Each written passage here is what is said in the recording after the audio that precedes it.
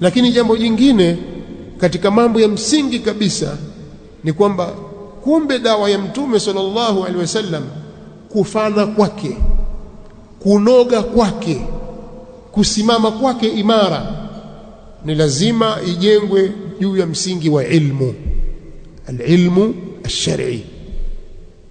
Kwa dawa hii haipelekwi kiujinga. Moja katika agenda zake kubwa kabisa ni elimu. Inatoa nafasi kubwa katika uenezaji wa ilmu ya dini ya Allah subhanahu wa ta'ala, na kuipa kipaumbele, kwa sababu ndio da'wa ya Mtume sallallahu alaihi wasallam, na kwa elimu ndio upatikana uhai wa Uislamu.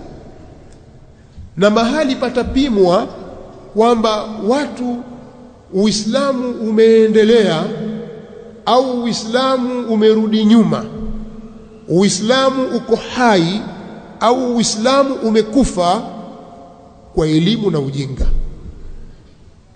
Ikiwa jamii hiyo imegubikwa na ujinga, hata kama ikiwa wanaonekana wako wengi, wana vipato, wana hiki, wana kile, lakini ujinga ndio umewafunika, hapo Uislamu umekufa.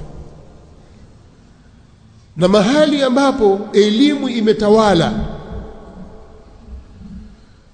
basi hapo Uislamu uko hai. Kwa hiyo miongoni mwa misingi imara ya dawa ya Mtume sallallahu alaihi wasallam ni kupatilizwa ilmu, nashru alilmi, alilmu as-sahih, alilmu an-nafi'. Haya ndio tunayapata katika aya hii. Mengi hapo nimesema, lakini nimesema nitagusia mambo matatu.